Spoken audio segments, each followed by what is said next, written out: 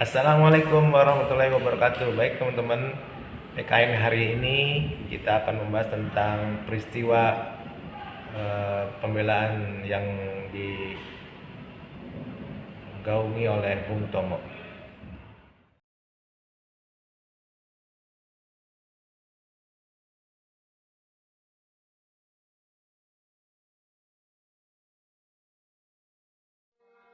Hai teman-teman, kalian tahu kan setelah peristiwa proklamasi, Indonesia secara resmi sudah merdeka. Tapi, masih ada aja loh pihak asing yang tidak mengakui kemerdekaan Indonesia. Masa sih Om Patok? Emang mereka masih mau ngejajah Indonesia lagi ya? Iya, Danang. Dan itulah yang mengawali perjuangan rakyat Indonesia mempertahankan kemerdekaannya. Terjadi perlawanan di beberapa daerah. Salah satunya di Surabaya. Surabaya? Gimana tuh Om ceritanya? Begini, Danang. Pada tanggal 29 September 1945, pasukan Inggris mendarat di Jakarta. Pasukan ini dipimpin oleh Jenderal Inggris bernama Sir Philip Christison. Tapi kedatangan tentara Inggris ini diboncengi oleh Nika, dan rakyat sangat marah waktu itu. NICA itu apa? Nika adalah pemerintahan sipil yang dibentuk oleh Belanda dan berpusat di Australia. Terus Om, kenapa rakyat jadi marah? Soalnya, Nika memberi bantuan senjata pada Kenil. Hah? Apalagi itu Om KNIL? Kenil adalah tentara sewaan Belanda yang berisi orang-orang bekas tahanan Jepang. Oh, gitu toh.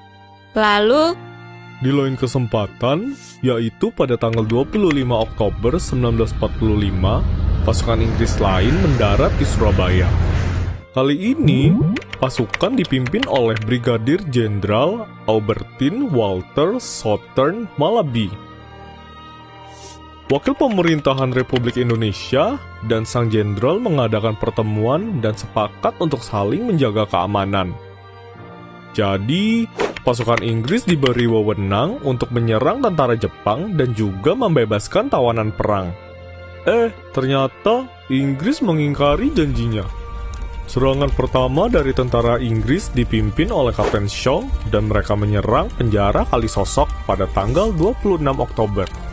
Di sana, ia berhasil membebaskan Kolonel Huyer yang dulunya ditawan Jepang.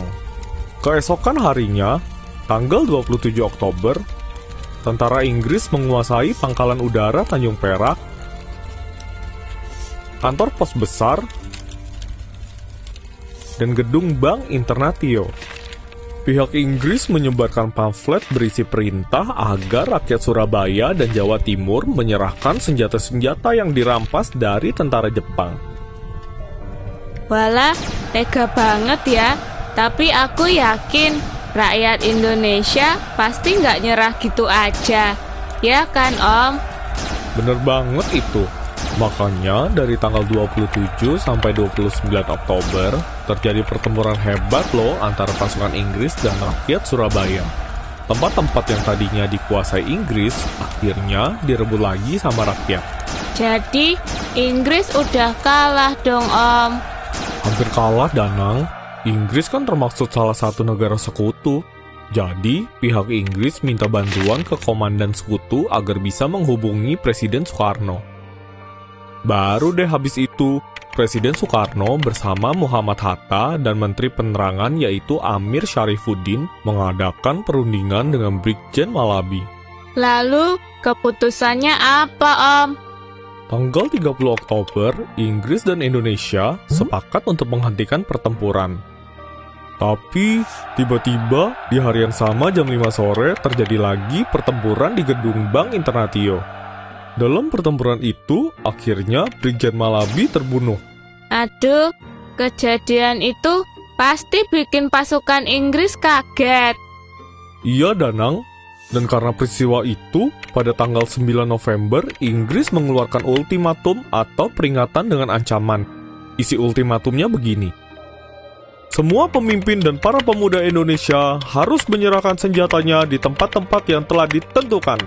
Kemudian menyerahkan diri sambil mengangkat tangan selambat-lambatnya pukul 6 pagi tanggal 10 November 1945. Jika sampai pada batas waktunya tidak menyerahkan senjata, Surabaya akan kami serang dari darat, laut, dan udara. Loh kok gitu Om?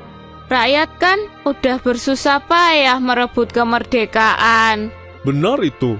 Makanya, Gubernur Jawa Timur dan tokoh-tokoh lain sepakat untuk menolak ultimatum tersebut. Rakyat pun dilindungi oleh pasukan Tentara Keamanan Rakyat yang dipimpin oleh Kolonel Sungkono dan Tentara Republik Indonesia Pelajar yang dipimpin oleh Mas Iman. Para pejuang berteriak, lebih baik mati daripada dijajah. Merdeka atau mati. Wih, gagah berani ya para pejuang kita itu. Iya dong. Tapi, karena penolakan tersebut, terjadi perang besar pada tanggal 10 November. Jumlah tentara Inggris mencapai 10.000 orang loh Danang. Tapi, rakyat berhasil menahan serangan tersebut selama 3 minggu.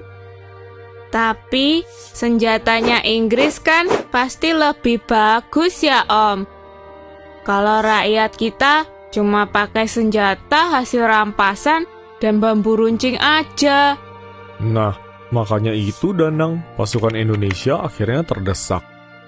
Dan markas pertahanan Surabaya dipindahkan ke desa Lebani Waras atau Markas Kali.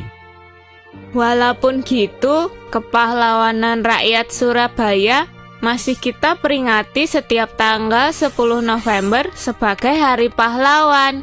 Betul Danang, ngomong-ngomong, kamu masih mau tahu lagi nggak perjuangan di daerah lain? Ya mau dong Om.